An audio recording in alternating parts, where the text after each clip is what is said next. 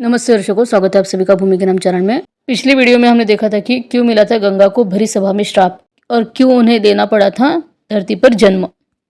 आज की हमारी कथा है कि क्यों गंगा यानी कि गंगा माता, गंगा नदी ने अपने 7 पुत्रों को जल में बहा दिया और 8वें पुत्र को वह नदी में नहीं बहा सकी।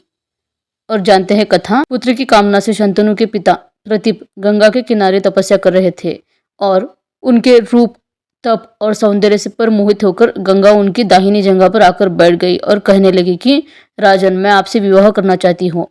मैं जनहू ऋषि की पुत्री गंगा हूँ।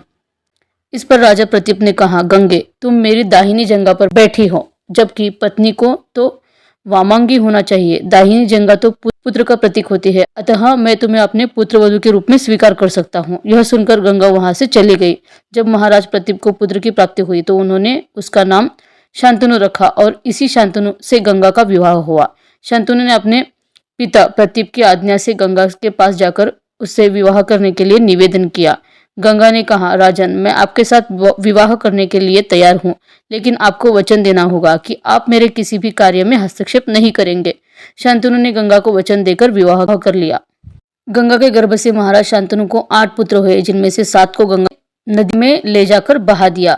वचन से बंधे होने के कारण शंतनु कुछ भी नहीं बोल पाए। जब गंगा का 8वां पुत्र हुआ और वह उसे भी नदी में बहाने के लिए जाने लगी तो राजा शांतनु से रहा नहीं गया और उन्होंने इस कार्य को करने से गंगा को रोक दिया। गंगा ने कहा, राजन, आपने अपनी प्रतिज्ञा भंग कर दी। मैं इसलिए अब मैं आपके पास नहीं रह सकती। और इतना कहकर गंगा वहां से अंतर्ध्यान हो गई।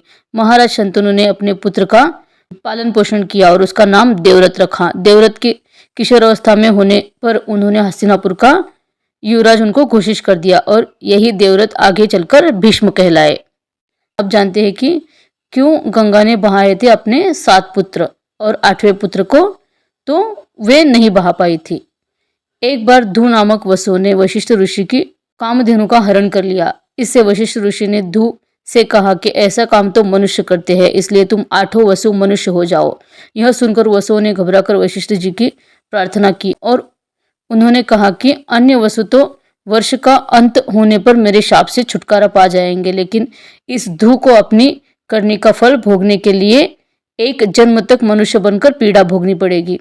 और यह सुनकर वसुओं ने गंगा जी के पास जाकर उन्हें वशिष्ठ जी के शाप को विस्तार से बताया और यह प्रार्थना की कि आप मृत्युलोक में अवतार लेकर हमें गर्भ में धारण करें और जो भी हम जन्म ले हमें पानी में डुबो देना और इस तरह से हम जल्दी से मुक्त हो जाएंगे। गंगा माता ने स्वीकार कर लिया और वे युक्तिपूर्वक शांतनु राजा की पत्नी बन गई और शांतनु से वचन भी ले लिया।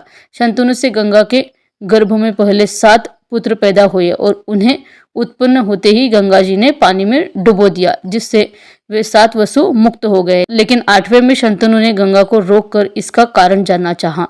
गंगा जी ने राजा की बात मानकर वसुओं को वशिष्ठ के शाप का सब हाल कह सुनाया। राजा ने उस 8वें पुत्र को डुबोने नहीं दिया और इस वचन भंगता के कारण गंगा 8वें पुत्र को सौंपकर अंतर्ध्यान हो गई और यही बालक धू नामक वसु था।